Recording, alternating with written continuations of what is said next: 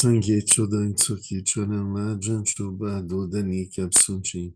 Dagi jinso gepe solanki drola penchi sangye dropa sho. Sangye chodan tsuki chodan la janchu ba do dani kapsunchi. Dagi jinso gepe solanki drola penchi sangye dropa sho.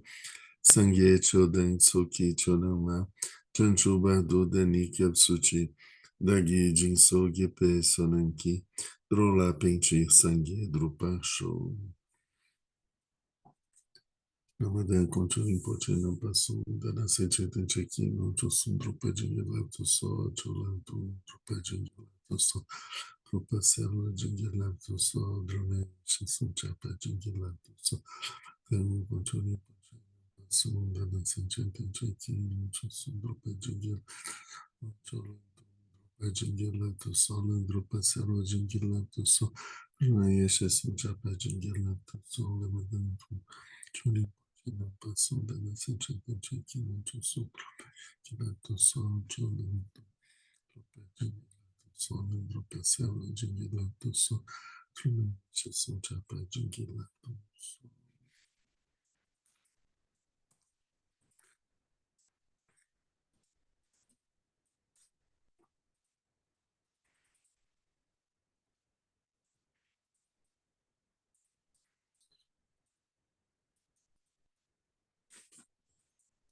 A gente pode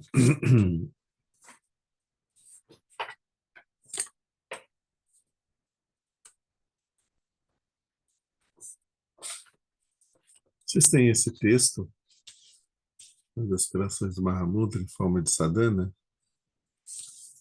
Não, eu tenho só o comentário impresso, assim, né? Esse trecho deve ter na lojinha. Se não tiver, a gente pode pedir para Tatiana mandar fazer, tá? Aham. Eu dou uma verificada no depois. Porque é um Monlan, né? Esse é um Monlan. Aqui, ó. Chagyachempo. Chagyachempo, Monlan, Shuso. Chagyachempo. Chagya é mudra, né? Chempo é grande. Então, um grande mudra, Mahamudra, né? Monlan, as aspirações do Mahamudra. Shuso significa aqui tem. Nesse texto nós temos as aspirações do Mahamudra, Monlan do Mahamudra. Os Monlans é bom a gente fazer, né? Sempre a gente fazer. A gente tem vários Monlans que a gente faz. No centro, o Lama Sonan está sempre fazendo Monlans todo domingo, né? A gente faz o Monlan longo, né, do Samantabhadra, as aspirações de Samantabhadra, é o Monlan de Samantagraba. Samantabhadra. A gente faz o Monlan de Niguma, o Nigum Monlan, o Kyumpo Noa, que é o Monlan de Kyumpo Neljo. Esse a gente faz mais, e a gente faz também um Monlan feito por Kalun Rinpoche, que é a grande nave da liberação, né? Também é um Monlan, que está na forma de aspirações. Tem outros Monlans também que a gente tem traduzido e que a gente tem como disponibilizar na lojinha. Tem o Pema de um Monlan, que é o Monlan de Padmasambhava. Tem as aspirações de Mahamudra, que é o Mahamudra Monlan, do terceiro Karmapa. E tem também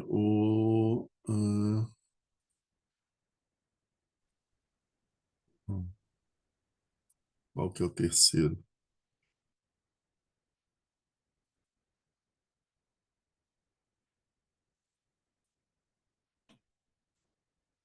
Vou me lembrar ainda. Tem mais um terceiro. Pema de um Monlan. Não, acho que são só esses 5 mesmo que a gente faz. 6, né? Exatamente, são esses 6. Tem a Rainha das Preces, a Grande Nave da Liberação, o Kyumponoa, Nigun Monlan, Pema Jungне Monlan, que é do Padmasambhava, e as aspirações do Mahamudra. Vocês veem que nesse Monlan, ele além de ser uma prece de aspirações, ele é uma prece que traz ensinamentos sobre a meditação. Então, por isso é que a gente tem uma grande fonte de ensinamentos que nos, como vocês viram, né, nos dão uma direção bastante segura para a meditação. A gente já viu vários dos 15 das estrofes dele. Eu ia pegar. O que eu estava querendo pegar era da gente fazer a leitura dele completo, né? Mas vai ficar para uma outra vez, então.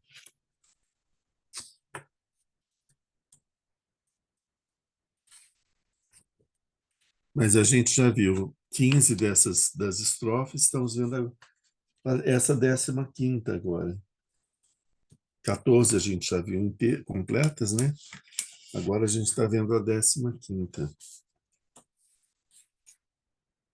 Deixa eu só organizar aqui para a gente poder pegar o texto.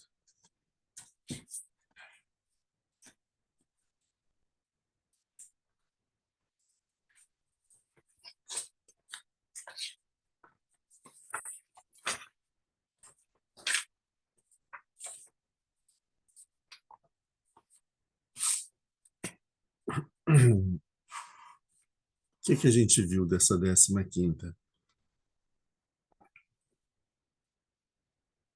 A gente viu o comentário de Bokar Rinpoche. O 15ª estrofe é já falando sobre o caminho da meditação, como a gente viu, né? Inicia a parte do Monlan que fala sobre o caminho da meditação. Ele diz o seguinte: a meditação não se altera pelos esforços de fabricação intelectual. Não agitado pelos ventos das distrações ordinárias. Saber estabelecer a mente em sua própria natureza, sem fabricações, possa eu ser qualificado na prática do sentido da mente e capaz de preservá-la. Aqui a gente começa essa estrofe, número 15, ela vai ser desdobrada, vai ser analisada em detalhes nas próximas estrofes, até o final do texto. Então, a gente viu a gente viu bastante sobre o comentário de Kalun Rinpoche sobre esse texto, né? Sobre essa estrofe. E a gente tem aqui uma complementação, que é o comentário do Khenpo Donnyo. O Khenpo Donnyo foi discípulo do Bokar Rinpoche. Bokar Rinpoche foi discípulo de Kalun Rinpoche, que acompanhou Kalun Rinpoche até a morte. Depois ele se tornou o detentor da linhagem. Enquanto ele era detentor da linhagem, o Khenpo Donnyo era o discípulo mais próximo dele. Depois ele reconheceu Kalun Rinpoche, aliás, o Dalai Lama reconheceu, né? Ele fez a entronização do Kalun Rinpoche, ensinou Kalun Rinpoche, e Kalun Rinpoche entrou no retiro sob orientação do Bokar Rinpoche. E durante o retiro do Kalun Rinpoche, o Bokar Rinpoche foi-se embora, né? Ele foi para Nirvana. E aí, a partir daí, quando Kalun Rinpoche terminou o retiro, ele assumiu a cabeça da linhagem, né? Então, só para a gente ver que Khenpo Donnyo, que está falando aqui, ele era um discípulo do Bokar Rinpoche. No texto, então, o que ele diz? Depois de ter assimilado o aspecto teórico do Mahamudra, é preciso compreender o método de meditação que lhe corresponde, a prática do modo de ser. A estrofe 15 nos introduz nisso. Aqui é interessante a gente ver a prática do modo de ser, esse termo vai ser bastante repetido várias vezes, o modo de ser. A prática do modo de ser é o modo de ser da mente. É a prática da mente do jeito como a mente é. É o tatatá da mente, a mente como ela é, a mente ela mesma, a mente, o modo de ser da mente, o modo como a mente é de verdade, né? E não a forma deturpada, que é a forma da mente que a gente está habituado a conhecer. Então, no começo, como a gente viu no nosso estudo anterior, né, que a primeira parte ele estava falando sobre a visão, né, passando o que é retirando, fazendo, conduzindo a gente pelo caminho, afastando a gente dos caminhos que caíam na dualidade e nos dirigindo para um estado do conhecimento intelectual, conceitual, onde a gente já tinha despojado da dualidade, a gente estava já preparado para buscar a transcendência, já que a gente não chega num ponto em que a gente não tem nenhum suporte conceitual para o Mahamudra, né? Para a mente como ela é, para o Dharmakaya, para o Tathagatagarbha, a mente como ela é, que é quando a gente faz quando ele coloca aquele versinho, quanto à mente, não à mente, né? Então, assim, a gente se prepara ao longo do tempo, ele vai mostrando como todas as coisas surgem na mente e como que ela é a fonte e o sustento de todos os fenômenos, e até nos leva até o momento em que a gente fala, mas a mente não é um objeto que seja compreensível, que seja classificável, que seja conceitualizado. Então, ela está além dos conceitos, né? Então, a gente chega nesse ponto em que a gente está completamente desprovido de conceitos para poder se relacionar com a mente como ela é. E aí, nesse ponto, a gente está em condições de poder fazer a meditação, porque a gente vai estar buscando esse além, esse transcendente. Se a gente não faz essa preparação como ele fez, né, a gente pode cair nas visões da mente que a nossa mente conceitual tem e a gente ficar meditando sobre os conceitos que a gente tem das coisas.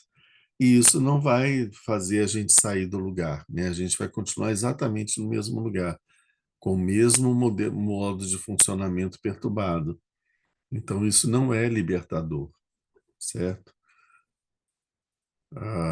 É importante que, nesse momento, é importante a gente descartar os conceitos. Nós já vimos, que, quando a gente estudou a Prajnaparamita, que tem uma fase da meditação em que os conceitos nos ajudam, né? Então, a gente usa o discernimento, usa o raciocínio para a gente poder, né, separar um pouco as coisas, aquilo que não é das coisas, né? Mas tem um momento que a gente precisa descartar todos esses conceitos e esse funcionamento intelectual que a gente está habituado, né? Então vamos ver aqui o que mais que ele fala sobre a meditação. Os esforços de uma meditação discursiva, que é o que eu falei, né, se referem à vontade de impor através do mental noções que ultrapassam. O que ele quis dizer nessa frase? Que quando a gente faz uma meditação que está baseada nos conceitos, no discurso da mente, né, a gente faz um esforço muito grande para, dentro dos conceitos, a gente conseguir alguma coisa que se aproxime daquilo que é o que tá sendo, que foi colocado para a gente na fase da visão, né? Então, produzem-se pensamentos do tipo: a mente é vazia, a mente é clara, ela é felicidade, ela é bem-aventurada, ela é a união da vacuidade com a claridade e a bem-aventurança. Tudo isso a gente já ouviu, né? De falar sobre a mente. Ou ainda procede-se uma análise que permanece enclausurada nos termos de um discurso. A mente é vazia? Sim, ela é vazia. Os pensamentos são reais ou não são? Então, tudo isso que ele está falando são conceitos. Então, esse tipo de meditação é uma meditação que está dentro dos conceitos. O que a gente está fazendo aqui, a gente está passeando nos conceitos que a nossa mente ordinária tem sobre algo que é impossível de ser traduzido, que é a mente como ela é. Então, a gente fica só dentro dos conceitos. Esses conceitos por exemplo, a gente está falando de frutas, a gente está falando de banana, de abacaxi, de melancia, de laranja, de várias coisas. A gente pode fazer um grande discurso sobre todas essas frutas, mas a gente não vai ter o sabor de nenhuma delas, porque são só palavras, não é a coisa em si. A mente substitui o fenômeno por uma palavra, e a gente fica dentro do universo das palavras. Então, as palavras não substituem de verdade aquilo que elas representam. Elas são um lembrete, elas nos alertam para uma realidade, alguma coisa que está fora, completamente fora do mundo das palavras. Nesse ponto, a gente tem uma realidade externa e uma realidade interna. Aqui sim, tá? Essa realidade interna é o mundo das palavras. Ele não existe, ele é completamente vazio, são só sons e letras, né? E o mundo externo é o mundo real, que é representado por essas palavras, certo? Isso entra em contradição com o que a gente viu antes? Não, porque tanto as palavras que a gente produz, como também os objetos externos às palavras, são produzidos pela mente. Então, a mente é uma outra coisa que é a fonte, a origem e o suporte de todos os fenômenos, inclusive dos fenômenos mentais da mente inferior, da mente ordinária, que são os pensamentos, as reflexões, as análises, as sínteses e os conceitos, né? As memórias, os conceitos. Mas a gente tem que entender que isso não tem uma existência real. E nós estamos tão seduzidos por esse universo de palavras que isso é uma matrix, né? A gente fica preso nesse universo de palavras e a gente vive dentro desse universo de palavras, esquecendo que essas palavras se referem a outros fenômenos. A gente esquece dos fenômenos e fica só com as palavras. Quando a gente vai meditar, entrar para o caminho do despertar, a nossa tendência é de fazer a mesma coisa, criar conceitos budistas para enriquecer o nosso universo de conceitos, e a gente fica dentro do nosso mundinho de conceitos, falando sobre despertar, sobre bodhicitta, sobre prajnaparamita, sobre isso, aquilo, aquilo outro, mas são simplesmente palavras. E o caminho do despertar, né, o caminho que o Buda nos ensina, é que nós precisamos abandonar completamente essa mente conceitual e ir além dessa mente conceitual para encontrar as coisas com as coisas do jeito que as coisas realmente são. Então, é isso que ele está dizendo. Essa meditação discursiva vai estar utilizando palavras para tentar explicar o que é a mente o tempo todo. Mas isso é apenas um jogo de conceitos de palavras. Isso não é disso que ele está falando quando ele fala de meditação aqui. Para meditar é necessário, em segundo lugar. Então, em primeiro lugar, é necessário que a gente perceba essa tendência da mente de ficar nas palavras e no discurso e deixe isso de lado. Não, a gente não deve ficar seduzido por isso. Em segundo lugar, não ficar preso na agitação comum, que acarreta numerosas distrações. O dia a dia da gente traz numerosas distrações para a gente fazer. A gente precisa fechar a janela porque está chovendo, a gente tem que abrir uma porta porque alguém chegou, ou então tem que atender um telefone, tem uma série de compromissos que a gente tem que fazer naquele dia. A gente entra nessas atividades mundanas que têm só distrações, especialmente são coisas que são importantes para a nossa vida mundana, sim, né? Enquanto a gente está nesse mundo com essas coisas, mas que não nos ajudam para o processo de meditação, onde a gente precisa ter o máximo de concentração, de atenção e de presença, né?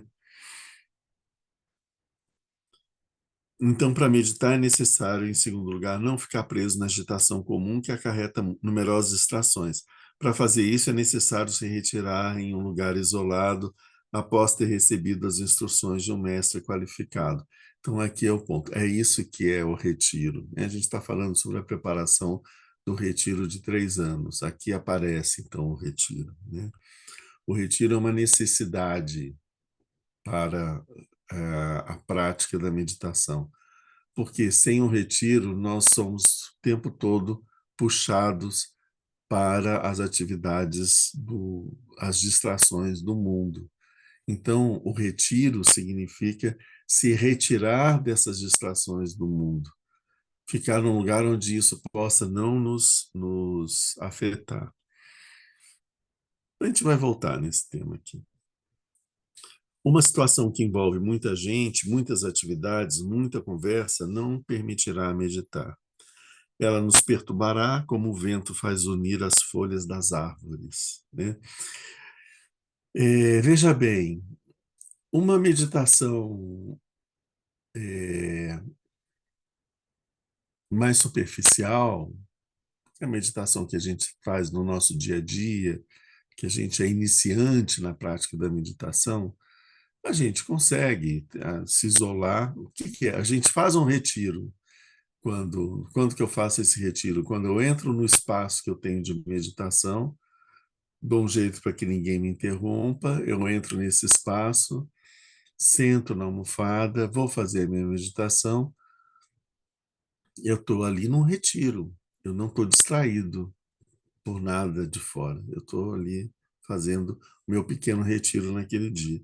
Então, para poder fazer 5 minutos, 10 minutos, 15, meia hora, né? Ou para fazer uma prática, se eu estou fazendo essa prática, pode ser que essa prática se estenda por 1 hora, uma coisa assim. Tudo bem, eu termino aquilo ali e vou para a minha atividade do mundo, né? Mas eu não vou conseguir um samadhi assim, entende? Para poder conseguir o samadhi, né? Para poder conseguir ter essa visão da mente, né? É importante que eu tenha, que essa prática ela seja profunda, né?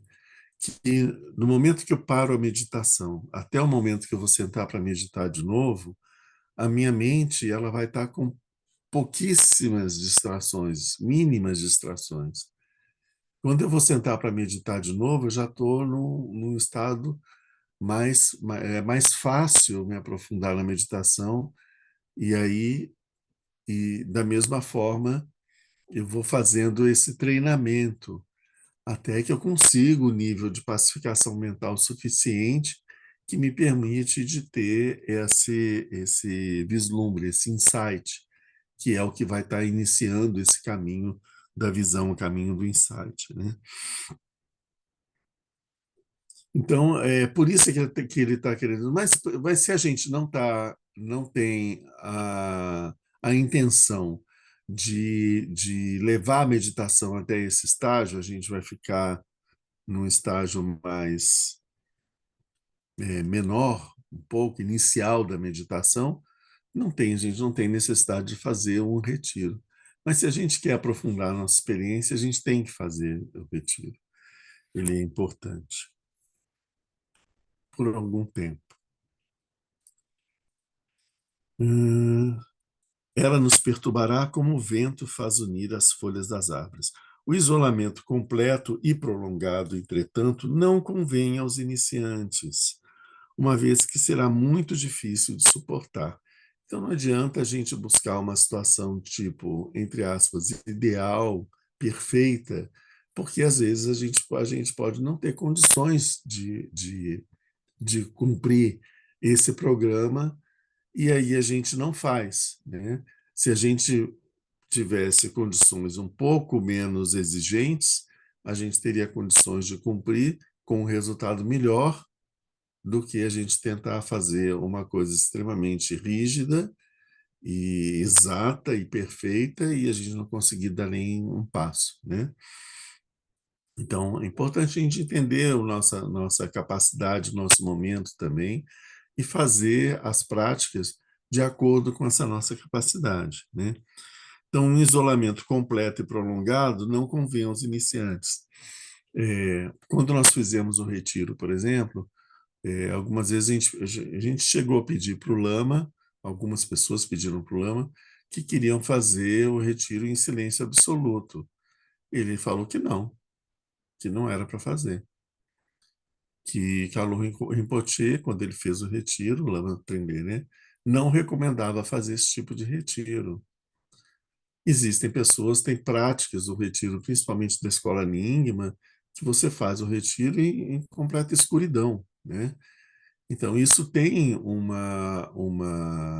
sentido, mas isso a nossa escola não recomenda, porque isso, para as pessoas como nós, que estamos no processo de nos aproximar desse caminho, isso pode ser algo tão difícil de fazer que a gente acaba não conseguindo fazer nada, né?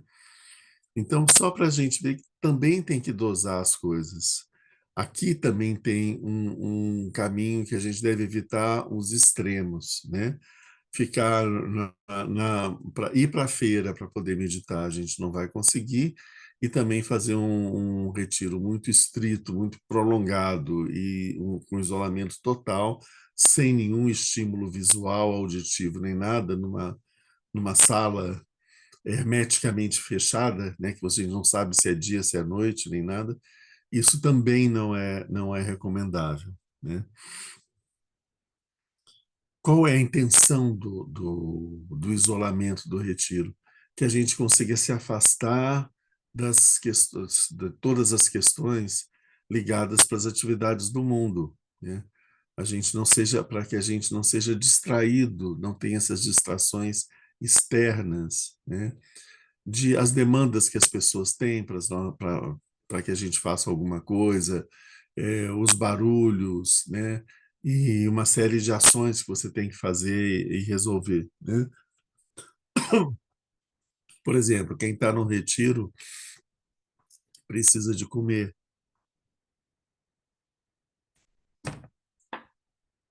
mas não tem condições de fazer compras, que isso seria uma grande distração. Então, se para fazer um retiro, a gente se organiza para que tenha alguém que faça as compras para a gente poder ter o nosso alimento. Em geral, você tem um intendente, que é quem faz as compras, as cartas, compra remédio, todo esse trabalho externo do que necessário para a prática do retirante. E a gente tem, em geral, também um cozinheiro, que é alguém que não vai estar fazendo o mesmo ritmo do retiro, mas vai fazer um pouco de práticas, mas ele vai ter um tempo em que ele vai estar preparando a comida, que é comida para todos. Isso se faz normalmente, né? Mas nem sempre isso é possível. Muitas vezes a gente não consegue uma pessoa para ser intendente ou para ser um cozinheiro, principalmente, né? Intendente não tem jeito, porque você não tem como sair para poder fazer essas coisas. Alguém tem que fazer. Tá, então o isolamento completo e prolongado, entretanto, não convém aos iniciantes, uma vez que é muito difícil suportar. Quanto àquele que já ganhou uma realização definitiva do Mahamudra, ele não tem mais necessidade dele, não estando mais influenciado pelas circunstâncias. O que que ele está querendo dizer aqui? Quando você fez um retiro, você se fez as práticas que devem ser feitas.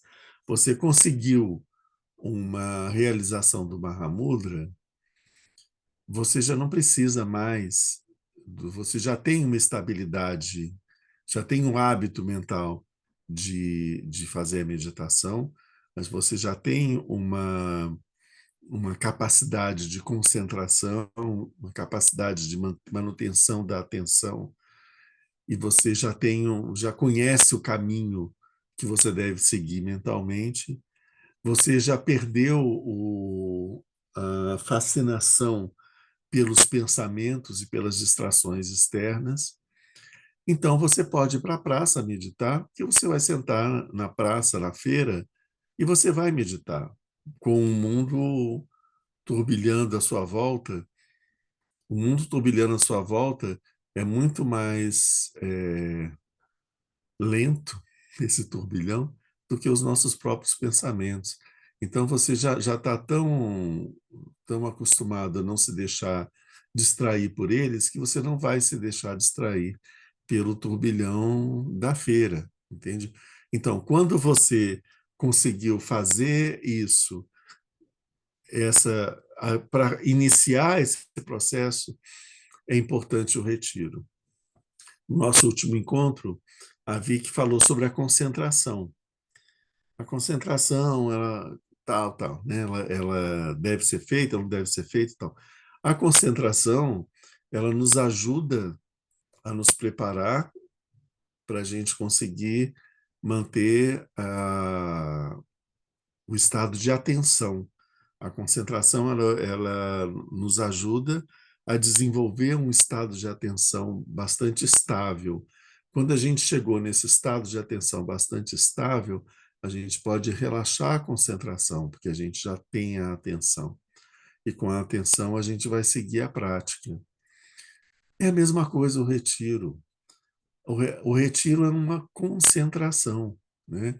A gente está saindo das demandas, das nossas distrações ordinárias, físicas, sociais, etc., abandonando tudo isso para que possamos concentrar a nossa mente, não deixá-la dispersa, né? Então, é exatamente a mesma. É necessário até a gente conseguir ter um nível de atenção importante para a gente poder fazer a prática e ter a experiência da mente como ela é, certo? Depois que a gente teve essa experiência e que a gente alcançou alguma estabilidade nessa experiência, o retiro já não é mais necessário. É isso que é o ponto. Então, você pode, em qualquer momento do dia, em qualquer lugar que você esteja, você entra em retiro.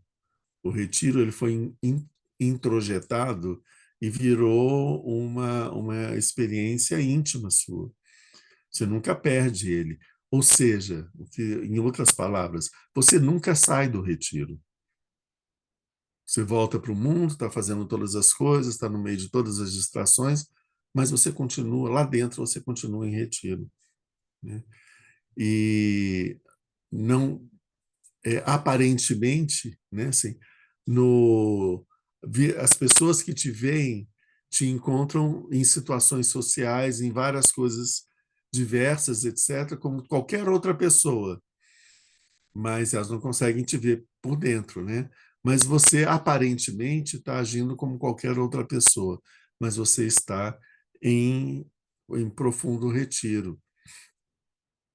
Quando você não é o tempo todo, né? Quando você quer, você entra em profundo retiro sem necessitar desses aparatos externos. Então é isso que ele está querendo dizer.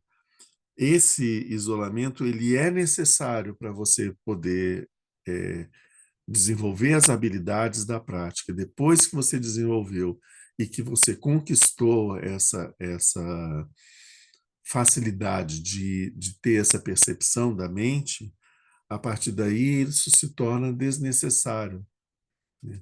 Porque a partir daí, a partir desse ponto, as distrações não têm mais poder sobre você. Então, você não precisa de estar no isolamento físico.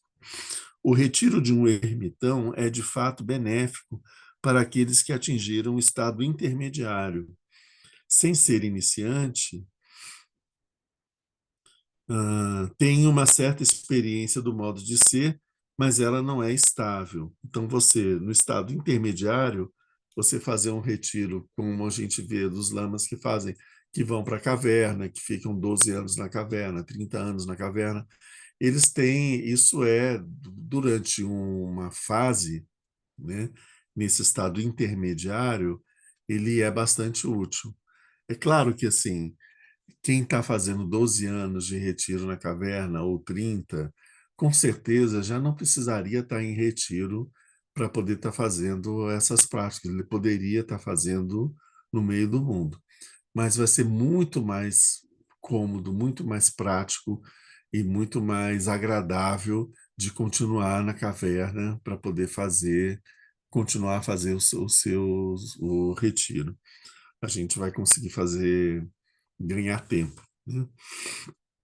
Então, esse retiro do ermitão, que é aquele que se isola completamente, né? Então, ele é benéfico para quem está no estado intermediário, que não é mais o iniciante, mas que também ainda não tem a estabilidade dessa experiência do modo de ser. Para estabilizá-la, eles têm necessidade de se retirar da agitação do mundo, sobre a qual se enxertam as complicações do apego por tudo aquilo que não seja favorável e a aversão por tudo aquilo que não seja desfavorável. Essa apreensão dual que adquire uma força muito grande quando a gente está nas atividades do mundo e constrói numerosos obstáculos. O que é essa apreensão dual? Essa apreensão dual é a apreensão dos objetos que não são desejáveis, de querer ter esses objetos desejáveis, e uma outra forma de apreensão que são os objetos que são indesejáveis, que você quer rejeitar. Então, mas como assim? A apreensão não é só pegar aquilo que eu quero? Não. Pegar aquilo que eu quero é uma forma de apreensão, porque eu me apego a uma relação com aquele objeto. Agora, rejeitar um objeto que eu quero é também uma apreensão, porque esse objeto ganha uma importância para mim, eu fico com ele em mente e passo um tempo rejeitando ele para que ele vá para longe, desapareça, morra, suma, entende? Mas existe, a minha mente já apreendeu isso, apreendeu aqui no sentido de que ela está com essa coisa na cabeça, querendo, eu preciso dar um jeito para resolver, para que isso suma da minha frente, né? Então, aquilo está dentro do pensamento, até desaparecer, né? Quando desaparece, aí aparece o quê? O medo de que aquilo volte, né? Então, tem que cercar de cuidados para que eu não volte a ter aquela situação desagradável, né? Então, tudo isso é uma forma de apreensão também. A apreensão pelo desejo e a apreensão pela repulsa. O terceiro verso, qual que é o terceiro verso aqui? Saber estabelecer a mente em sua própria natureza sem fabricações. Terceiro verso indica a maneira justa de meditar. Deixa-se a mente no não fazer. Não se segue o pensamento do passado, nem se acolhe o pensamento do futuro. Não se desenvolvem conceitos sobre o presente. Permanece-se na consciência comum do presente tal como ela é, e no estado primordial de sua essência. A mente não parte à procura de qualquer coisa, ela fica simplesmente estabelecida em si mesma. Essa noção de estar estabelecida nela mesma é extremamente importante. Ela supõe encontrar um equilíbrio entre muita e nenhuma tensão, aliar a não distração ao não fazer. O que ele está dizendo aqui, né? Está bem claro, né? Esse é um texto bem escrito aqui, né? Se abandona as preocupações com o passado e com o futuro, A gente vai ver mais na frente o que significa esse passado e futuro, tá? Por enquanto, vamos ficar só com isso. A gente não vai seguir o pensamento do passado, nem ficar especulando sobre o futuro. A gente vai manter a mente no estado presente. E no estado presente, a mente não vai ficar atrás de nada. Ela não vai se ocupar com nada. Eu não vou me lembrar de coisas a fazer ou de tentar entender o que significa uma coisa ou outra, etc. Que são é, movimentos da nossa mente conceitual que nos puxam, nos atraem para a gente possa segui-la, né? Então a mente ela também não vai querer fazer nada, ela vai buscar um não fazer nada. Ela está no presente, o passado foi-se embora, o futuro não chegou, ela está no presente e no presente ela não vai fazer nada. Ela não precisa fazer nada, não precisa se preocupar com nada, né? O mundo não vai acabar porque a nossa mente está sem fazer nada. É isso que ele diz. A mente não parte à procura de qualquer coisa. Ela fica simplesmente estabelecida nela mesma. Ou seja, a mente fica em repouso, fica apoiada, descansando em si mesma, né? Ela não vai estar apoiada em nenhum fenômeno, em nenhum objeto, em nenhum conceito, em nenhum nada, não precisa de nada. Vai ficar apoiada, fica só ela com seus botões. A noção de estar estabelecida nela mesma é extremamente importante. Ela supõe encontrar um equilíbrio entre muita e nenhuma atenção, aliar a não distração ao não fazer. Então, você, ao mesmo tempo que você busca a não distração, quando você, pela sua atenção, você mantém uma estabilidade o que gera alguma tensão, e ao mesmo tempo, quando a mente, como ela busca o não fazer, ela relaxa no sentido dela não estar ocupada em fazer nada, né? Mas ela não pode relaxar demais e se distrair. Então, uma atenção tem que estar presente para evitar a distração, certo? Tem que ter uma atenção para evitar a distração. Mas tem que ter um relaxamento para não deixar que essa tensão seja grande demais. Então, a gente fica nesse movimento de encontrar um equilíbrio entre a atenção e o relaxamento. A maior parte das dificuldades que encontramos na meditação vem de não saber encontrar essa simples presença em si mesmo, não nos pensamentos, mas na essência. O modo de ser no qual se permanece, então, é finalmente o corpo absoluto, Dharmakaya. Na realidade, o Dharmakaya, a mente e os pensamentos são indissociáveis, não são três coisas diferentes, tanto quanto as ondas do mar não são duas realidades. Descobre-se essa verdade sabendo deixar a mente repousar nela mesma. O que ele está falando aqui? A maior dificuldade que a gente encontra é encontrar essa presença dentro de nós mesmos, que é essa mente tranquila, sem estar fazendo nada, e estar atento, acordado, atento, numa mente que não está fazendo nada, né? É extremamente difícil isso, porque a gente sempre acaba buscando uma distração que tira a nossa atenção da mente e coloca a nossa atenção nos objetos, né? Então, por isso que ele diz que isso é aquilo que é muito difícil, a gente tem muita dificuldade de encontrar isso. Porque quando a gente está nesse estado em que a gente está com a nossa mente repousada, sem estar fabricando nada, sem estar fazendo nada, a gente está diante do Dharmakaya, que é esse estado da mente que não está fabricando nada. A mente como ela é. Isso já é o Dharmakaya. O corpo absoluto. Na realidade, ele diz, o Dharmakaya, a mente e os pensamentos são indissociáveis. O que ele está querendo dizer? Assim? O Dharmakaya, a mente ordinária, os pensamentos que acontecem na mente, não é possível você separar essas coisas. Da mesma forma como no oceano, a gente não separa as ondas do oceano. Não são coisas separadas. A mente ordinária e os pensamentos da mente são um movimento do Dharmakaya. Então, tudo isso é o Dharmakaya. Então, não é.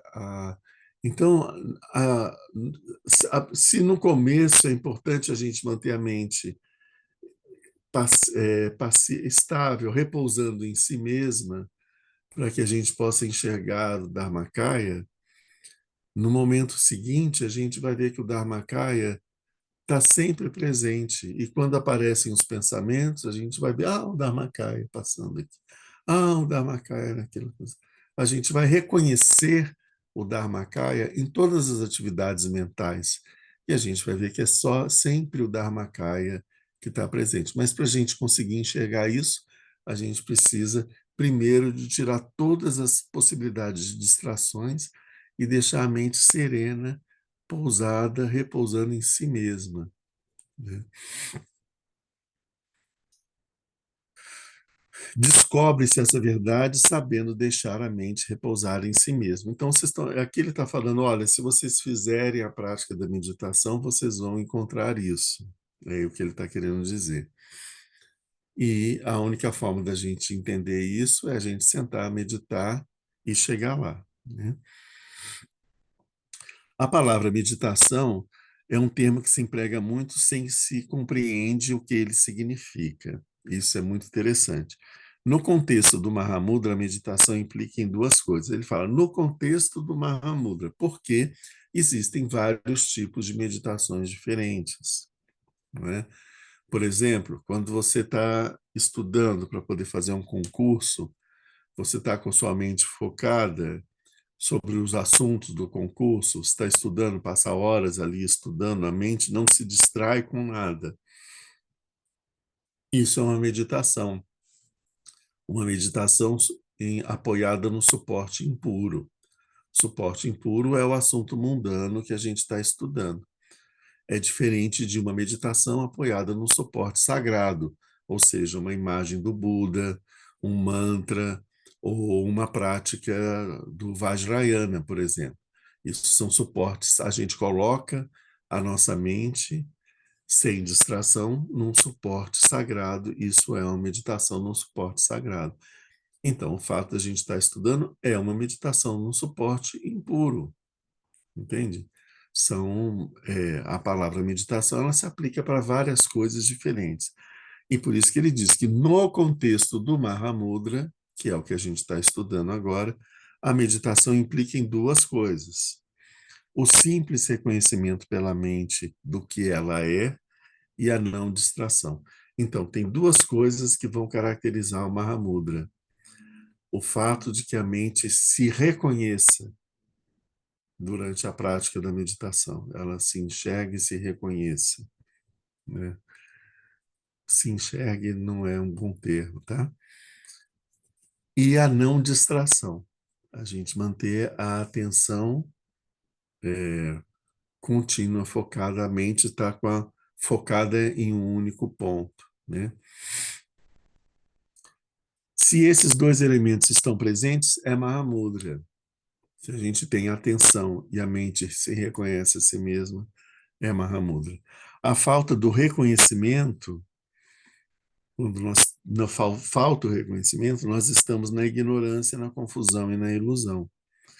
O processo que substitui o conhecimento, a ignorância, é a meditação tal qual acabamos de defini-la, ou seja, como que a gente substitui essa confusão, essa ignorância pelo conhecimento.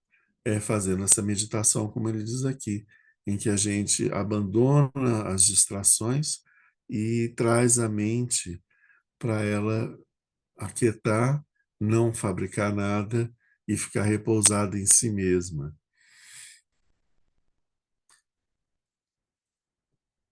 Parece assim que se você pega uma criança agitada e você segura ela, coloca, ela fica quieta, fica quieta, fica quieta. A criança fica ali, né? Mas ela está tensa, né? Você está fazendo um esforço para manter a criança quieta, isso se chama atenção, mas a mente é inquieta, então ela está querendo sair, ela está num estado de tensão muito grande. Então é isso, não basta você trazer a mente e colocar ela parada se ela continua num estado de tensão. É preciso que ela relaxe e que ela perca o interesse nos objetos que estavam puxando a atenção dela. Então, que ela não se distraia, que ela relaxe e não se distraia, né?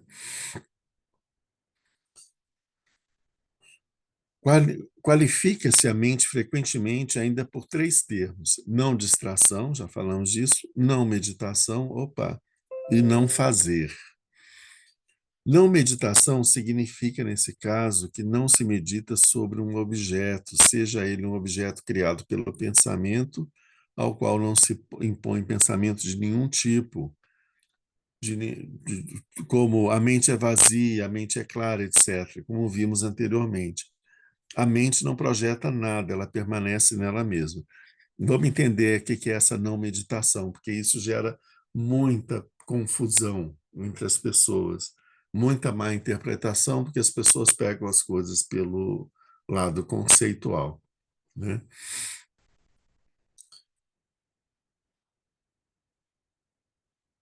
Só um momento aqui, o computador. O computador está me distraindo. É, não distração a gente já viu, né? Não fazer a gente já entendeu que a mente não fabricar coisas, ela não está envolvida em nenhum processo mental, em produzir nenhum processo mental. Então, eu não vou nem recitar um mantra, né? Não vou nem fazer uma visualização. Não é isso para fazer. Nesse momento, não é isso que é para fazer, certo? Pode ser que, e geralmente é assim, antes de eu chegar nesse estado em que eu vou meditar na mente como ela é, eu posso preparar a minha mente através de recitações, de preces, de oferendas, de recitações de mantra, até o momento em que eu vou fazer a meditação. No momento que eu faço a meditação, o que a gente faz quando faz meditação de Cherenzi? A gente, antes de terminar a recitação do mantra, a gente desconstrói toda a visualização e continua recitando o mantra aqui. No momento em que a visualização virou só aquele ganchinho, que ele desapareceu, virou uma centelha, e que essa centelha desaparece, a recitação do mantra desaparece, e a mente para imediatamente de fazer qualquer coisa. Aí a gente entra na meditação, no estado da meditação sem suporte. Então, aqui ele está falando dessa meditação. Então, a partir de agora, se eu for recitar um mantra, eu vou sair. É uma distração, eu vou sair dessa meditação. Minha mente vai estar fabricando uma coisa, recitar o mantra. Se eu for fazer uma visualização, eu vou sair desse estado. Então, por isso que aqui é o momento em que eu fico com a mente repousada em si mesma, né? Todo o processo que teve anterior foi um processo para poder produzir uma atenção de qualidade, uma não distração de qualidade. Meus pensamentos não conseguiram ocupar minha mente, que estava preocupada em fazer recitações e fazer recitações de mantras e visualizações. Ela tinha tanto trabalho para fazer que ela não tinha tempo de se dedicar aos outros pensamentos. Eles foram deixados de lado. E mantendo a atenção firme, faça o processo de construção da criação, a fase de criação, faço as recitações, faço a fase de dissolução da imagem. No momento em que eu termino a dissolução da imagem, eu também termino a recitação do mantra, aí entra no momento em que a mente não faz nada. mas a gente tem uma atenção presente e a gente relaxa, repousa. E não tem distrações nos perturbando. Então, é um momento que a gente tem, que é fácil a gente conseguir encontrar esse relaxamento da mente em si mesmo.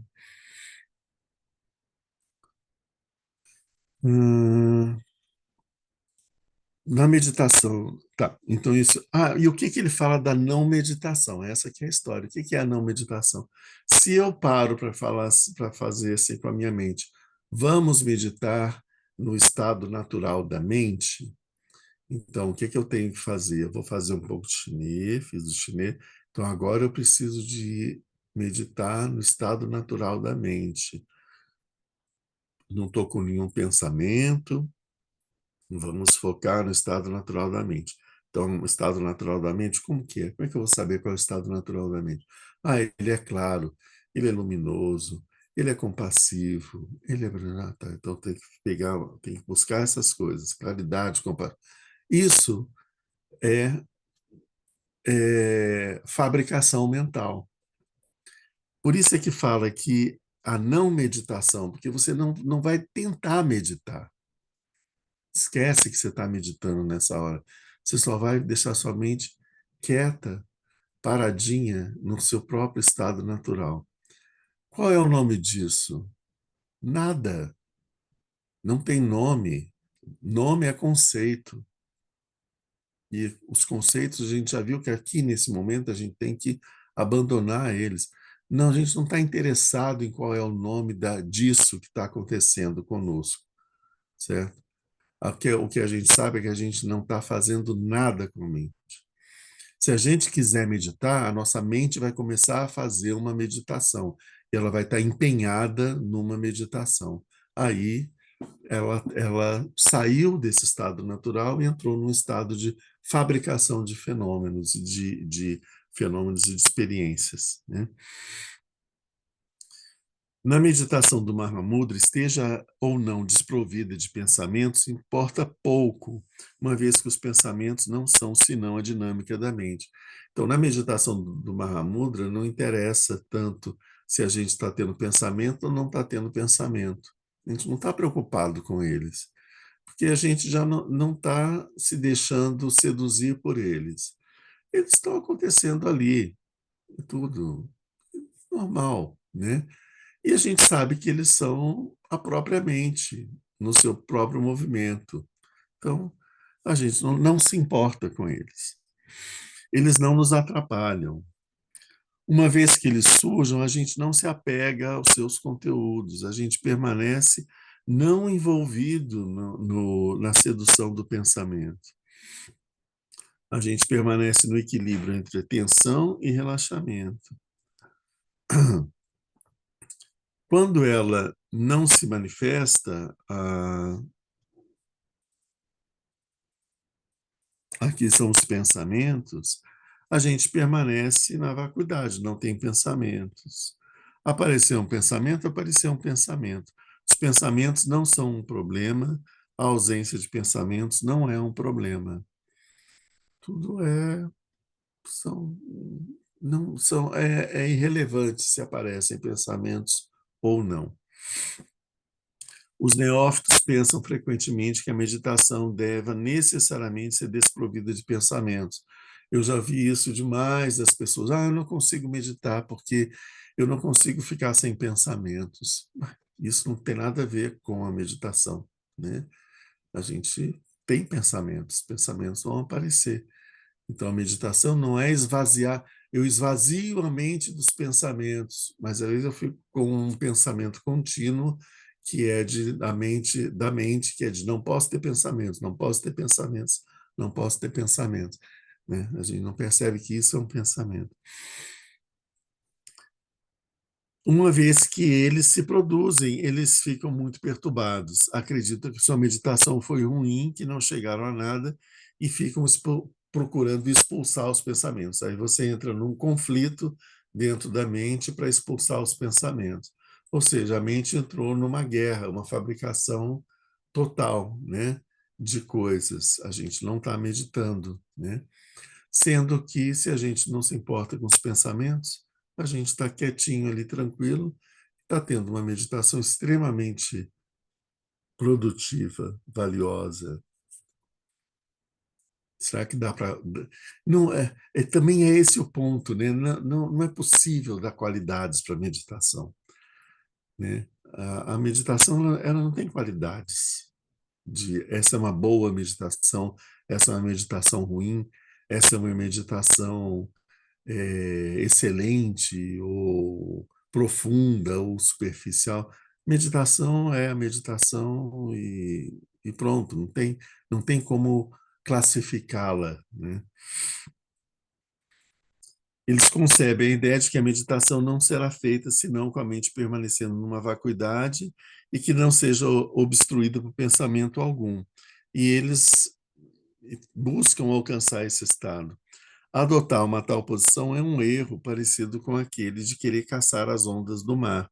Os pensamentos são parte, são a mente, por natureza, são o jogo da mente.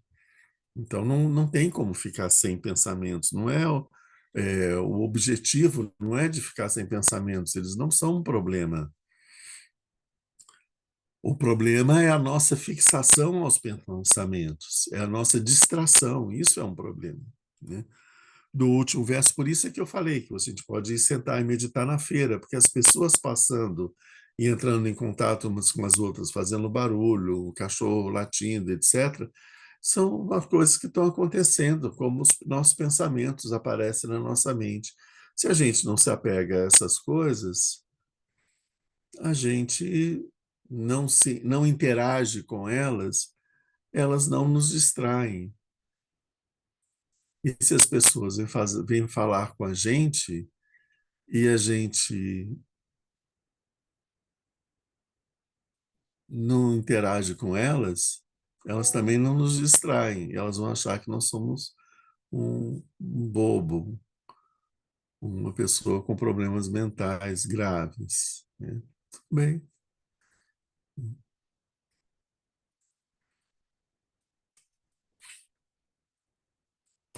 O último verso da estrofe exprime a aspiração de ser qualificado na prática da mente, de sempre manter. Não é suficiente, com efeito, ter compreendido o princípio da meditação e aplicá-lo de forma intermitente. É preciso preservar a continuidade até o despertar, que é o que ele diz que a gente possa seguir, manter nessa linha a nossa prática da meditação até alcançar o despertar. Vimos aqui o que falou o Kento Dônio. Vamos ver agora as ideias que nos traz o terceiro Karmapa sobre esse mesmo material, né? Alguém tem alguma pergunta? Assim, tá um conteúdo tá intenso, né? Antes da gente seguir. Lama, eu tenho uma questão que é o seguinte, né? Meio contexto geral, assim, né? A gente tem alguns pontos, assim, tipo, tem de considerações, né? Tipo, tem o eu, tem o outro. E o caminho do meio, que não é aquela coisa como você falou, não é um ponto específico, né? Ah, E, e meio que, de certa forma, isso está conectado com outra dualidade ali de apego e aversão, que o caminho, o ponto central também não é a indiferença, né? E dentro da meditação, a gente também tem outros dois pontos que são a concentração e a atenção, ou o relaxamento e a concentração ali, né? E, de certa forma, também a gente não está em nenhum desses dois, né? Então,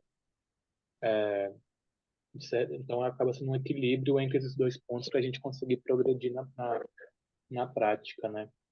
Eu poderia, de alguma forma, dizer que essas três coisas são diferentes faces ou diferentes níveis de uma mesma situação? não, assim, Quando você fala sobre a questão do eu e do outro, você tem um processo que acontece na mente pela ignorância, de cindir dois tipos de situações diferentes, que são os objetos e alguém que sofre esses objetos, né? Aquele que é o eu, né? Tem uma dualidade. Quando você fala da questão do apego, da aversão e da indiferença, a gente está falando de um mecanismo. Aqui a gente tem um mecanismo de dualidade mais claro, né? Porque aqui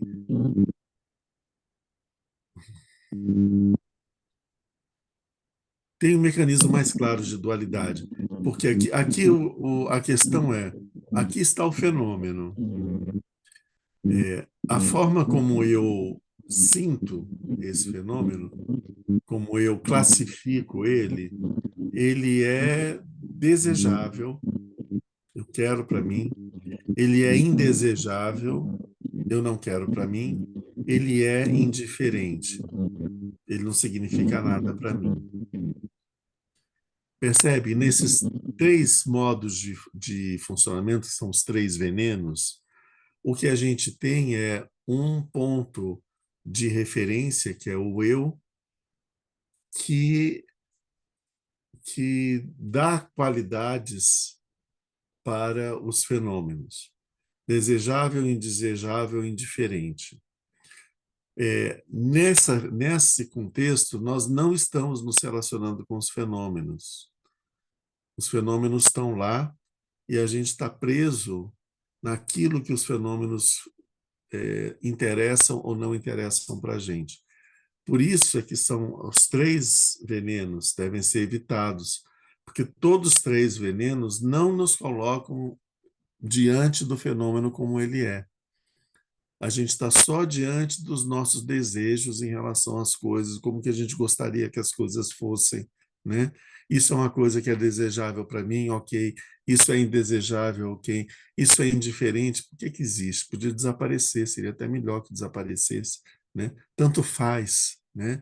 Então, esses três modos de funcionamento da nossa classificação desses fenômenos que chegam para nós pelos sentidos, desejável, indesejável, indiferente, é um processo que acontece na consciência, na sexta consciência, é um processo da mente. É isso, a partir daí você vai colocar os fenômenos em caixinhas dentro da mente, você vai produzir uma conceitualização. Então, aqui você não tem uma dualidade, você você não tem uma dualidade. Bom, você poderia dizer que a indiferença está no ponto zero entre a aversão e, e o desejo e a apreensão. O desejo, né? Pode até ser, entende? Tem, ok, teria aqui. Mas aqui a gente tem principalmente, são três, né? Tem esses três pontos. E o caminho do meio para evitar essa dualidade é simplesmente abandonar o que isso, que efeito que isso produz em mim, e falar assim, o que é isso? E buscar o que é isso que está na minha frente. Não interessa se eu desejo ou não, as coisas, aquilo tem uma existência ali, né? Aparentemente tem uma existência própria, né? Não tem, mas assim, aparentemente tem, mas o que é isso que está na minha frente?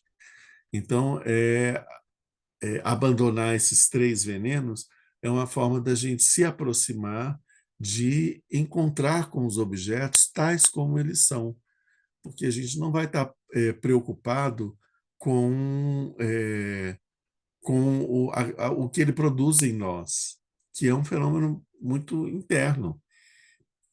Se eu gosto ou se eu não gosto, as coisas são como elas são. Então, quero descobrir as coisas como elas são. Quando a gente fala daqui da questão da aversão não, da atenção e do relaxamento não são dois opostos. Porque o estado de atenção, ele não é um estado de rigidez, isso é que seria um oposto. E o estado de relaxamento não é um estado de dispersão e de distração total.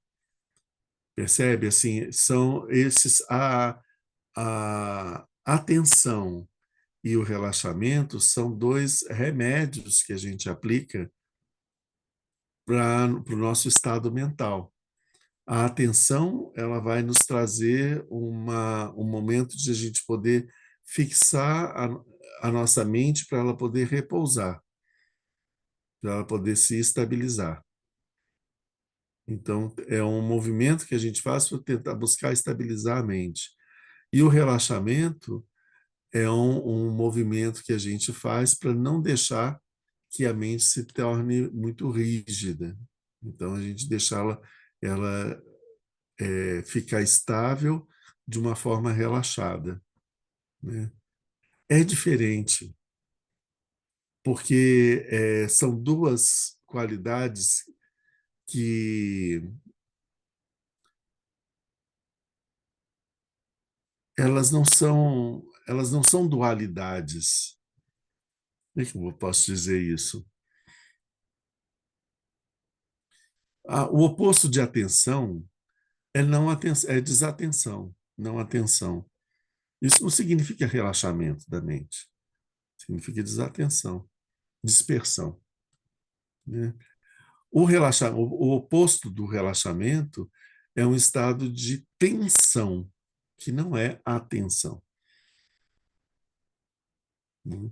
Então você deve buscar atenção sem provocar tensão e relaxamento sem provocar distensão,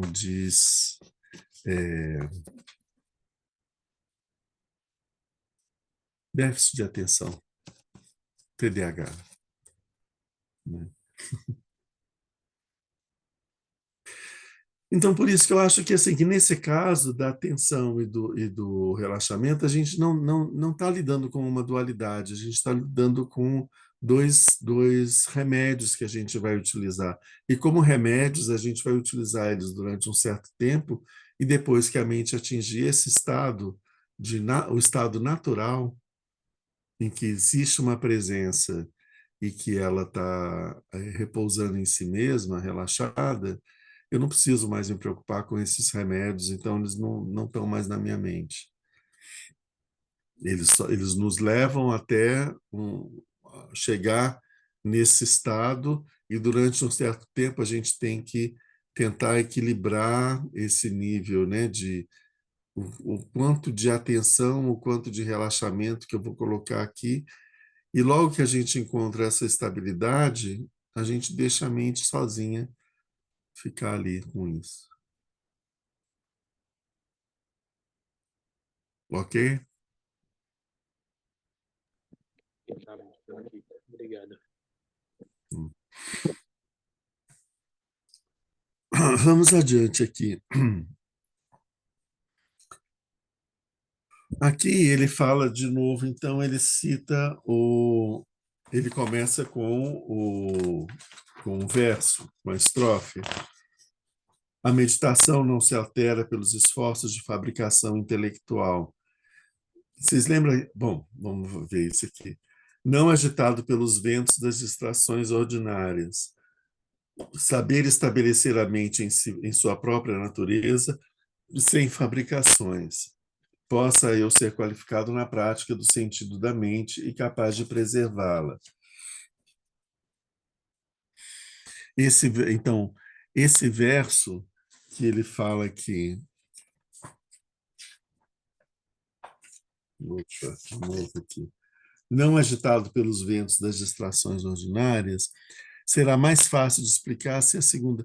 Essa estrofe será mais fácil de explicar se a segunda linha fosse colocada em primeiro lugar, de modo que o primeiro verso fosse o caminho para entrar na meditação, o segundo verso, o caminho para permanecer no equilíbrio, e o terceiro verso, o caminho para manter esse estado.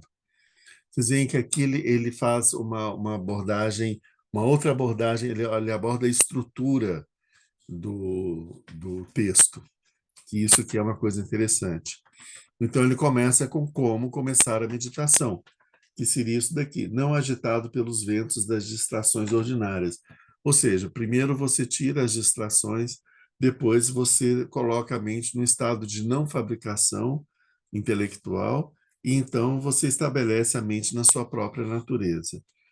Esses são os três estágios, né? Primeiro estágio, como começar a meditação.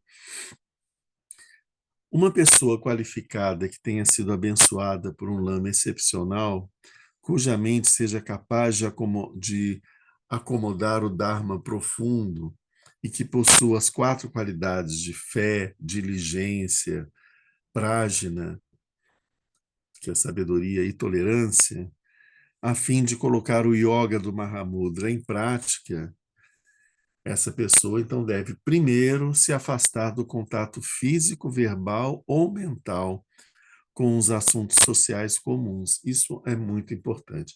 Então, a primeira coisa que ele fala, é importante o retiro. E o retiro não é simplesmente você sair daqui e ir para Braslândia. Isso é um aspecto do retiro. O que ele está chamando de retiro aqui? Afastar-se do contato físico, verbal ou mental com os assuntos sociais comuns. Isso é muito importante. Vocês veem que são os três níveis de ações que a gente tem: a ação física, a ação verbal e a ação mental. Então, a gente busca um isolamento do nosso corpo, que age, da nossa palavra e da nossa mente, com os assuntos mundanos. A gente se afasta deles. A gente não vai agir no mundo, nem mentalmente, nem verbalmente, nem fisicamente. O afastamento físico é o primeiro, é o mais fácil da gente fazer. O segundo, afastamento verbal. Eu não vou ter ninguém para poder falar, mas eu vou estar escrevendo uma carta, um bilhete, alguma coisa, eu estou em contato verbal, eu devo evitar. E o contato mental é quando eu já não penso mais nas coisas de fora do retiro, porque o meu foco é o retiro. O mundo vai acabar por conta disso? Não vai acabar, né? Quando você sair do retiro, depois de 3 anos, pelo menos foi assim para a gente, as coisas estavam exatamente no mesmo lugar. E pouca coisa aconteceu de diferente, mas nada significativo. Nada que tenha produzido nenhum prejuízo, né? A gente só encontrou redes sociais bem que já existiam antes da gente entrar em retiro, mas de uma forma bastante inicial ainda, né? A gente encontrou isso, as pessoas que já não mais conversavam entre si, só conversavam com um aparelho celular, né? Ok, então a gente sabe que, olha, é importante a gente se afastar desse contato, né, físico, verbal, mental, com os assuntos sociais comuns.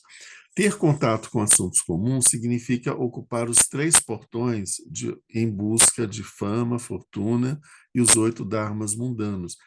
Quais são esses três portões? O corpo, a palavra e a mente, em busca de fama, de fortuna ou os 8 dharmas mundanos. São as preocupações com a vida social mundana, devido ao interesse apaixonado pela existência condicionada. A gente não quer se afastar das coisas. Então, do que está acontecendo nas políticas internas das instituições e nas relações entre as pessoas e na economia e em todas as outras coisas, né? Isso aqui são as coisas que ocupam a nossa mente, né? E muitas das coisas são coisas sobre as quais a gente não tem nenhum poder de realizar nada, mas a gente fica com a impressão de que a gente fica ocupado em fazer ações mentais que não modificam as coisas, mas que tomam o nosso tempo e fazem a gente ficar sentindo que fez alguma coisa. Enfim, isso é importante de ver até que ponto, né, esse envolvimento com uma série de coisas que a gente faz no nosso mundo, na nossa existência no mundo, né, se realmente isso é importante mesmo, né? Mas acho que cada um tem que buscar isso em si, né, de si mesmo. Sem abandoná-la, não se pode sequer alcançar os estados mais elevados, muito menos a liberação. Então, aqui ele está dizendo, se a gente não abandonar esses interesses pela vida condicionada, a gente não vai alcançar a liberação. A gente precisa de fazer isso, né? E nem alcançar estados mais elevados no caminho de Bodhisattva. Aqui no texto, embarcando no curso de conduta do Bodhisattva, aqui ele vai citar vários textos para mostrar como que nos sutras, nos textos do Tantra e de várias tradições budistas, esse assunto do Mahamudra tá sendo trabalhado, e da meditação em particular. Então, nesse texto aqui, embarcando no curso de conduta do Bodhisattva, ele diz o seguinte: na floresta, os veados, os pássaros e as árvores não ouvem e não falam. Essas companhias tão agradáveis, quando habitarei entre elas, não são, já pensou, não são pessoas que você tem que, né? Eles não falam, não escutam, não falam, é uma companhia ideal, né? Numa caverna, num templo vazio ou diante de uma árvore encantada, sem sequer olhar para trás e livre da paixão, quando estarei neste lugar? Em regiões selvagens e em vistas naturais e abertas, sozinho e despreocupado, quando habitarei? Né? Esse é o lado do retiro que a gente não costuma ver. A gente só vê o pânico de ficar longe do mundo, né? E achar que o mundo vai nos esquecer, nos abandonar e etc. Mas aqui ele está mostrando assim, como é maravilhoso, como é delicioso estar longe do mundo, vivendo só com esses seres, né? E diante desses paisagens. Como sugerem os manuais de orientação, habite em um lugar isolado, como os mencionados aqui, nesse texto, Embarcando na Conduta, né? Com uma mente bem treinada nas preliminares. Ao confiar no isolamento externo e na familiaridade com o caminho comum, todos os assuntos comuns perderão automaticamente o brilho. O que ele está falando aqui? Com uma mente bem treinada nas preliminares. Esse é um outro ponto. Para a gente poder fazer a prática do Mahamudra, é importante a gente fazer as preliminares.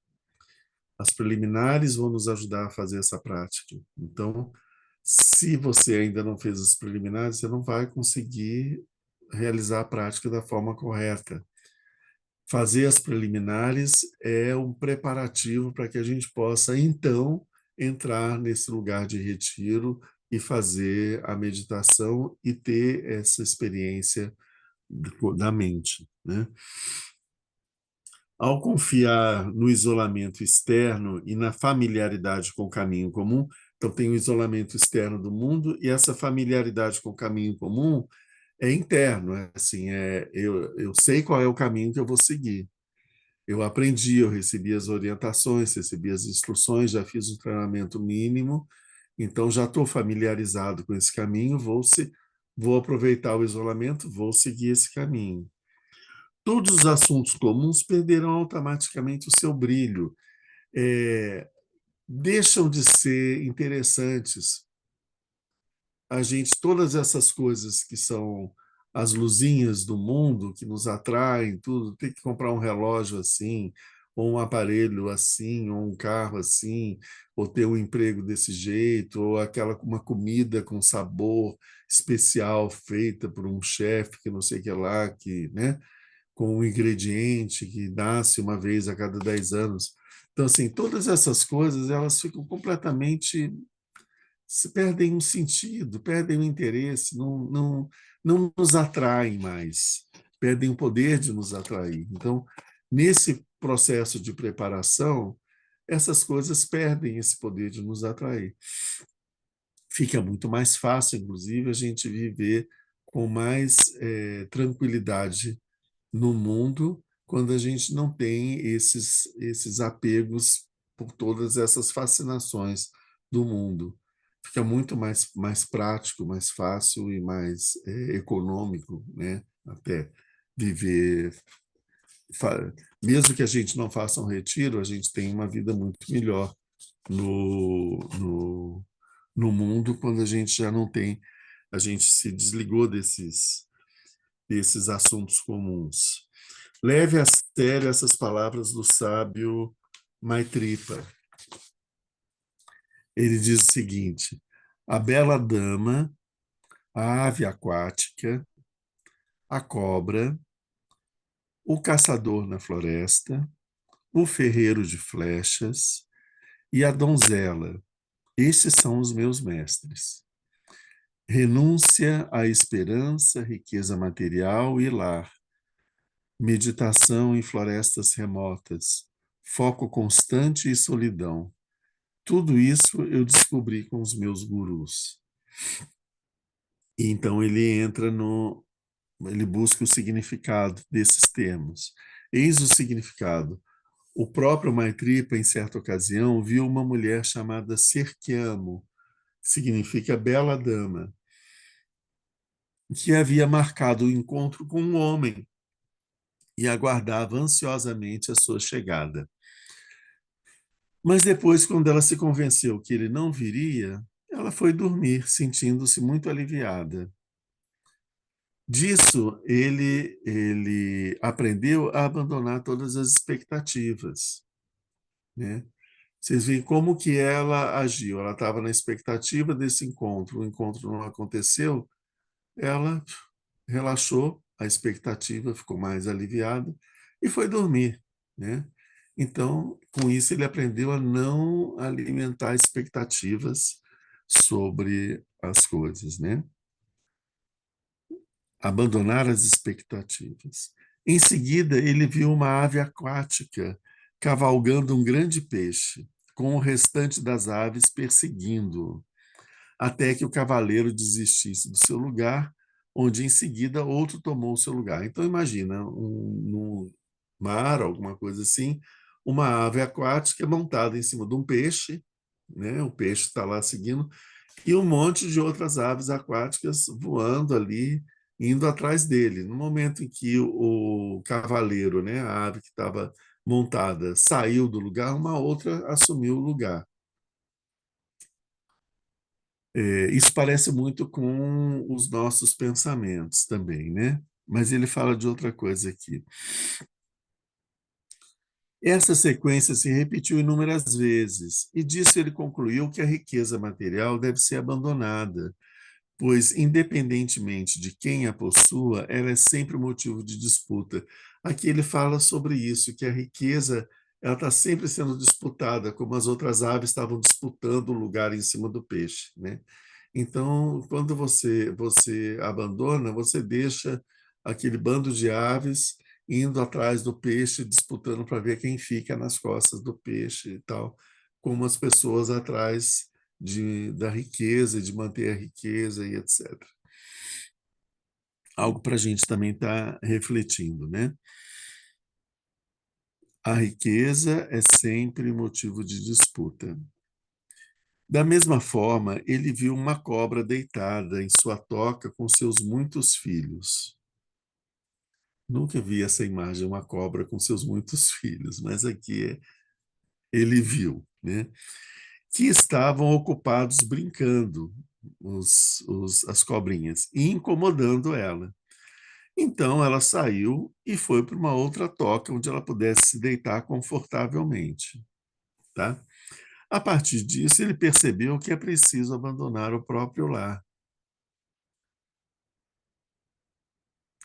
que aqui os filhos não precisam ser só os filhos, podem ser os parentes, mas não precisa ser só pessoas, mas todas as ocupações que a gente tem no nosso lar, no dia a dia, porque conserta isso, arruma aquilo, tem que preparar tal coisa, faltou, tem que ir no mercado para comprar isso, tem que não sei o quê.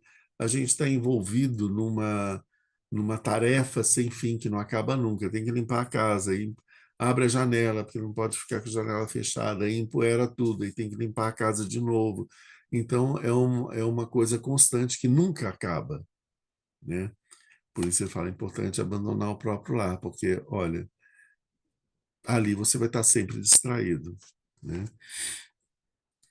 Observando um caçador que ia regularmente à floresta em busca de animais para ele caçar, ele encontrou um yogi sannyasi lá e começou a meditar, tornando-se eventualmente um yogi. Então, observando esse caçador que se tornou um yogi, ele compreendeu a importância da meditação em isolamento. Olha a imagem, o caçador, né, que vai à floresta em busca de uma presa. Ele vai à floresta, ele encontra um yogi meditando, então ele vai à floresta, senta junto com o yogi para aprender a meditar, aprende a meditar e se torna um yogi. É, ele sempre indo para um lugar de retiro, né? Até que ele encontra uma prática adequada, ele segue essa prática e ele alcança a realização, né, dessa prática que ele estava fazendo. A importância de meditar em isolamento.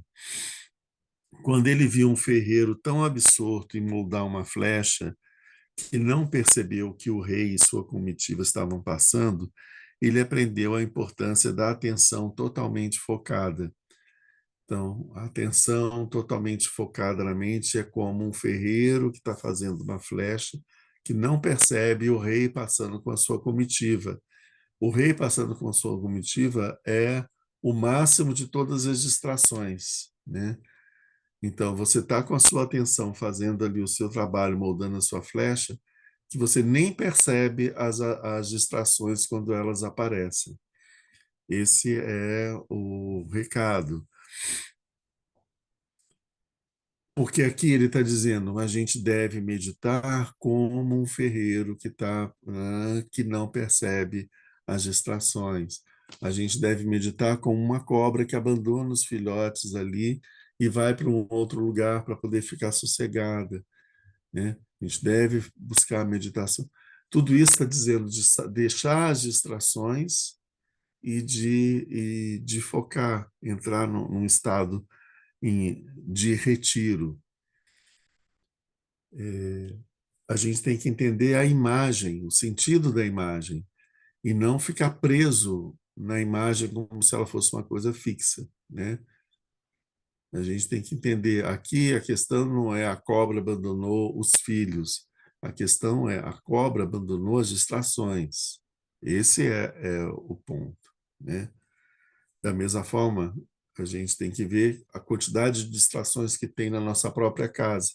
Então, a gente perceber isso e se alertar que, às vezes, pode ser necessário que a gente tenha que sair de casa e ir para um lugar retirado para poder fazer uma prática com qualidade, né? Para depois poder voltar. Quando ele viu uma jovem moendo incenso, suas muitas pulseiras faziam barulho. Então ela finalmente as arrancou e se sentiu mais confortável. Ao vê-la fazer isso, Maitripa soube que deveria abrir mão da companhia e ficar sozinho, porque a companhia, como as pulseiras, faziam muito barulho. Praticando exatamente o que aprendera com esses episódios, Maitripa alcançou um samadhi interior primoroso. Após abandonar a agitação dos assuntos sociais, o próximo passo é praticar as 4 preliminares especiais, que colocam em movimento o processo interdependente que produz sem esforço a sabedoria do Mahamudra. Essas são absolutamente indispensáveis.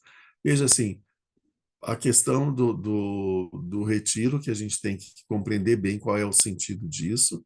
Ele tem um sentido físico, sim, mas ele é muito mais do que isso. Todos os outros sentidos do retiro são muito mais importantes do que o próprio retiro físico. O retiro físico é o menos importante de todos. É isso que eu quis dizer. Não adianta você fazer um retiro físico e não fazer o retiro nesse modo mais geral. O retiro significa deixar todas as fontes de distração, né?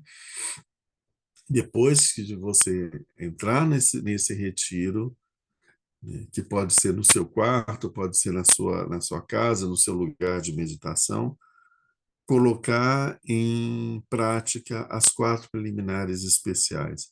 Olha o que ele diz aqui. Elas colocam em movimento um processo interdependente que produz, sem esforço, a sabedoria do Mahamudra. Essas são absolutamente indispensáveis. As práticas preliminares são muitas vezes são chamadas práticas preliminares ao Mahamudra. Então, isso que a gente viu foi o como começar a meditação. O próximo passo dele vem como descansar firmemente, que é como fazer aquele relaxamento da mente, né? E aí ele vai falar sobre a preparação do corpo, os pontos do corpo, os pontos da mente, algumas dicas sobre a meditação. Isso eu vou deixar para o nosso próximo encontro, que já está meio tarde. A gente já começa a partir daqui e a gente, terminando essa parte, a gente já dá sequência na estrofe 16.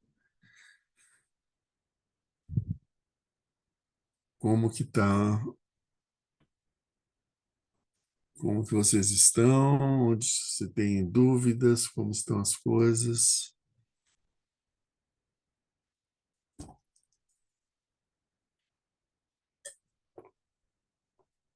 Trouxe alguma luz?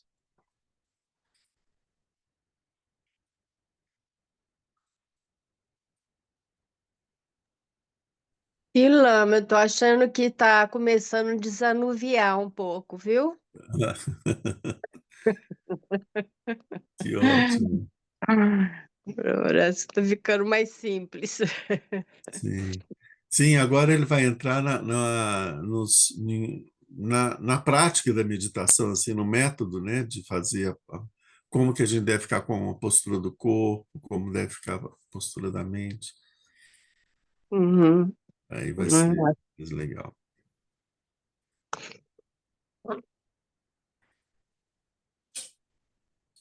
Bom, vamos fazer então a nossa dedicatória. Vou pegar aqui.